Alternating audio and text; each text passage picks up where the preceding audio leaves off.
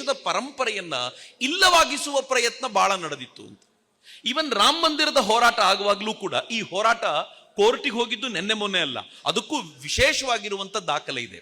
ಆದರೆ ಪ್ರತಿ ಬಾರಿ ಸ್ವಾತಂತ್ರ್ಯ ನಂತರ ಕೋರ್ಟ್ನಲ್ಲಿ ರಾಮ ಮಂದಿರದ ವಿರುದ್ಧದ ಹೋರಾಟವನ್ನ ಯಾರಾದರೂ ಮಾಡಿದ್ರೆ ಅದು ಕಾಂಗ್ರೆಸ್ಸಿಗರೇ ಮಾಡಿದ್ರು. ಬಹಳ ವಿಚಿತ್ರವಾಗಿರುವಂತ ಸಂಗತಿ. ನಂಗೆ ತುಂಬಾ ಜನ ಕೇಳ್ತಾರೆ, ಏನ್ ಕೇಳ್ತಾರೆ ಅಂತಂದ್ರೆ, ರಾಮ ಮಂದಿರ ಇದನ್ನ ಹರಿಪ್ರಸಾದರು ಇವತ್ತು ಹೇಳಿದ್ದಾರೆ, ಒಬ್ಬ ಕಾಂಗ್ರೆಸ್ನ ಲೀಡರು. ಕಾಂಗ್ರೆಸ್ನವ್ರು ಹೇಳಿದ್ದಾರೆ, ಆಮ್ ಆದ್ಮಿ ಪಾರ್ಟಿಯವರು ಹೇಳಿದ್ದಾರೆ, ಊರಲ್ಲಿ ಇದ್ದು ಬದ್ದವ್ರು ಎಲ್ಲರೂ ಹೇಳ್ಬಿಟ್ಟಿದ್ದಾರೆ. ಏನ್ ಹೇಳಿದ್ದಾರೆ ಅಂತಂದ್ರೆ, ರಾಮ ಮಂದಿರ ಅನ್ನೋದನ್ನ ಬಿಜೆಪಿಯವರು ಪೊಲಿಟಿಕಲ್ ಪ್ರೋಗ್ರಾಮ್ ಮಾಡ್ತಿದ್ದಾರೆ ಅಂತ. ನಾನು ಬಿಜೆಪಿಯವ್ರ ಬಗ್ಗೆ ತುಂಬಾ ಮಾತನಾಡ್ಲಿಕ್ಕೆ ಹೋಗಲ್ಲ, ಅದನ್ನ ಪೊಲಿಟಿಕಲ್ ಪಾರ್ಟಿಯವರೇ ಮಾತನಾಡ್ಕೊಳ್ತಾರೆ. ಆದ್ರೆ ನನಗಿರೋ ಪ್ರಶ್ನೆ ನಾನು ನಿಮ್ ಮುಂದೆ ಇಡಬೇಕು. ರಾಮ ಮಂದಿರ ಅನ್ನೋದು ಯಾವ ಪೊಲಿಟಿಕಲ್ ಪಾರ್ಟಿಯ ಮ್ಯಾನಿಫೆಸ್ಟೋನಲ್ಲಿತ್ತು? ಬಿಜೆಪಿಯ ಮ್ಯಾನಿಫೆಸ್ಟೋನಲ್ಲಿತ್ತು. ರಾಮ ಮಂದಿರ ನಮ್ಮ ಜೀವನದ ಉಸಿರು ಅಂತ ಹೇಳಿದ ಪೊಲಿಟಿಕಲ್ ಪಾರ್ಟಿ ಯಾವುದು? ಬಿಜೆಪಿ ಹೇಳ್ತು. ರಾಮ ಮಂದಿರಕ್ಕೋಸ್ಕರ ದೇಶದಾದ್ಯಂತ ರಥಯಾತ್ರೆ ಮಾಡಿದ್ಯಾರು? ಅಡ್ವಾಣಿಜಿ, ಬಿಜೆಪಿಯವರು. ಅವ್ರ ಜೊತೆ ಇದ್ದ ಮುರಳಿ ಮನೋಹರ್ ಜೋಶಿ, ಬಿಜೆಪಿಯವರು. ರಾಮ ಮಂದಿರಕ್ಕೋಸ್ಕರ ಇಟ್ಟಿಗೆ ಸಂಗ್ರಹಿಸಿದ್ಯಾರು? VHP, RSS ಮತ್ತು ಭಾಜಪದವರು, ಅಂದ್ರೆ ಬಿಜೆಪಿಯವರು.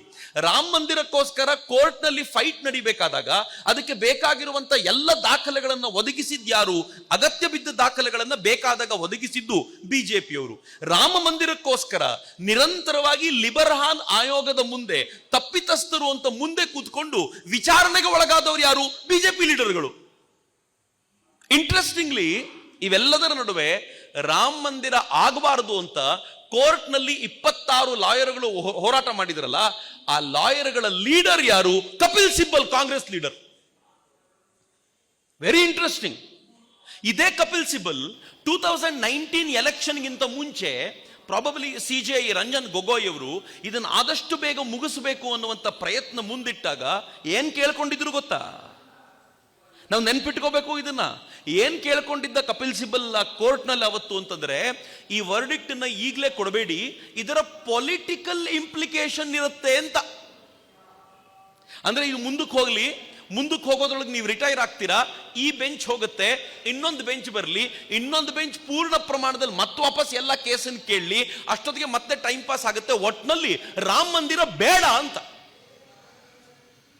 ಇವತ್ತು ಅದೇ ಕಪಿಲ್ ಸಿಬಲ್, ರಾಮ ನಮ್ಮೆಲ್ಲರ ಹೃದಯದಲ್ಲೂ ಇದ್ದಾನೆ, ಇದು ಪೊಲಿಟಿಕಲ್ ಈವೆಂಟ್ ಆಗಿರೋದ್ರಿಂದ ನಾನು ಹೋಗಲ್ಲ, ನಾನು ರಾಮನಿಗೆ ದೂರದಿಂದ ನಮಿಸ್ತೀನಿ ಅಂತ ಮಾತಾಡ್ತಾನಲ್ಲ. ಅಬ್ಬಾ, ಎಷ್ಟು ಬೇಗನೆ ಚೇಂಜ್ ಮಾಡ್ತೀರಪ್ಪ. ಆಗಬಾರದು ಅಂತ ನೀವು ಇವತ್ತು ರಾಮ ಹೃದಯದಲ್ಲಿದ್ದಾನೆ, ಎಲ್ಲರೂ ಅಲ್ಲಿಗೆ ಹೋಗಬೇಕು ಅಂತಿಲ್ಲ ಅಂತ ಮಾತನಾಡ್ತೀರಾ ಅಂತಂದ್ರೆ ನಿಮ್ ಸ್ಟ್ಯಾಂಡ್ಸ್ ಏನು? ಬಿಜೆಪಿ ಕ್ರೆಡಿಟ್ ತಗೊಳ್ಬಾರ್ದು ಅಂತ ಹೇಳೋ ಅಂತ ಇವರಿಗೆಲ್ಲ ನನ್ನ ಪ್ರಶ್ನೆ ಒಂದೇ ಒಂದು, ಈ ವಿಚಾರಣೆಯನ್ನ ಅತ್ಯಂತ ವೇಗವಾಗಿ ಮುಗಿಸಿ ಇದರಿಂದ ಬರಬಹುದಾಗಿರುವಂತ ಯಾವುದಾದ್ರೂ ಈ ಲಾ ಅಂಡ್ ಆರ್ಡರ್ ಪ್ರಾಬ್ಲಮ್ ಅನ್ನ ಹ್ಯಾಂಡಲ್ ಮಾಡುವ ಜವಾಬ್ದಾರಿ ನಮ್ಮದ್ದು ಅಂತ ಕೋರ್ಟ್ಗೆ ಧೈರ್ಯ ಕೊಟ್ಟಿದ್ ಯಾರು? ಕೇಂದ್ರ ಸರ್ಕಾರ. ಯಾರಾದರೂ ಗಲಾಟೆ ಮಾಡಿದ್ರೆ ನೋಡ್ಕೊಳ್ತೀವಿ, ನಿಮ್ಗೆ ಏನ್ ವರ್ಡಿಕ್ಟ್ ಕೊಡಬೇಕೋ ಕೊಡಿ ಅಂತ. ಇದಕ್ಕೆ ಬೇಕಾಗಿರುವಂತ 1.5 ಲಕ್ಷ ದಸ್ತಾವೇಜುಗಳು ಯಾವುದು ಪರ್ಷಿಯನ್ ಭಾಷೆಯಲ್ಲಿ, ಸಂಸ್ಕೃತದಲ್ಲಿ, ಹಿಂದಿಯಲ್ಲಿ, ಅನ್ಯಾನ್ಯ ಭಾಷೆಗಳಲ್ಲಿದ್ವೋ ಅದನ್ನೆಲ್ಲ 6 ತಿಂಗಳೊಳಗೆ ಯುದ್ಧ ಮಾಡಿದಂತೆ ಮಾಡಿ ಅದನ್ನ ಅನುವಾದ ಇಂಗ್ಲಿಷ್ಗೆ ಮಾಡಿಸಿಕೊಟ್ಟಿದ್ ಯಾರು?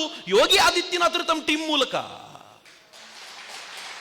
ಅಂದ್ರೆ ಈ ವರ್ಡಿಕ್ಟ್ ಬೇಗ ತರಬೇಕು. ಇದು ಇನ್ನು ಮುಂದೆ ನಮ್ಮ ಮ್ಯಾನಿಫೆಸ್ಟೋನಲ್ಲಿ ಇರಬಾರದು ಅಂತ ಡಿಸೈಡ್ ಮಾಡಿದ್ದು ಬಿಜೆಪಿ. ಕ್ರೆಡಿಟ್ ಬಿಜೆಪಿ ತಗೋಬಾರದು ಅಂತಿರಲ್ರಿ. ಬಹಳ ವಿಚಿತ್ರವಾಗಿರುವಂತ ಸಂಗತಿ. ನಾನು ಬಿಜೆಪಿ ಕ್ರೆಡಿಟ್ ಕೊಡಬೇಕು ಅಂತ ನಿಂತಿರೋನಲ್ಲ, ಆದ್ರೆ ನಂಗೆ ಕಾಂಗ್ರೆಸ್ಸಿಗರು ಮಾತನಾಡಬೇಕಾದಾಗ ಅದನ್ನ ಕೆಲವು ಹಿಂದೂಗಳು ಅನುಮೋದಿಸುವಾಗ ಸ್ವಲ್ಪ ತಲೆಗೆ ಏರುತ್ತೆ ನನಗೆ. ಅನುಕ್ಷಣದ ಸುದ್ದಿಗಳಿಗಾಗಿ ವಿಸ್ತಾರ ನ್ಯೂಸ್ ಯೂಟ್ಯೂಬ್ ಚಾನೆಲ್ ಸಬ್ಸ್ಕ್ರೈಬ್ ಮಾಡಿ. ಹೊಸ ಸುದ್ದಿಗಳ ನೋಟಿಫಿಕೇಶನ್ಗಾಗಿ ಬೆಲ್ ಐಕಾನ್ ಕ್ಲಿಕ್ ಮಾಡಿ. ಲೇಟೆಸ್ಟ್ ಅಪ್ಡೇಟ್ಸ್ಗಾಗಿ www.vistaranews.com ವೆಬ್ಸೈಟ್ಗೆ ವಿಸಿಟ್ ಮಾಡಿ. ಅಂಗೈಯಲ್ಲೇ ಜಗತ್ತಿನ ಸುದ್ದಿ ತಿಳಿಯಲು ವಿಸ್ತಾರ ನ್ಯೂಸ್ ಕನ್ನಡ ಆಪ್ ಡೌನ್ಲೋಡ್ ಮಾಡಿ.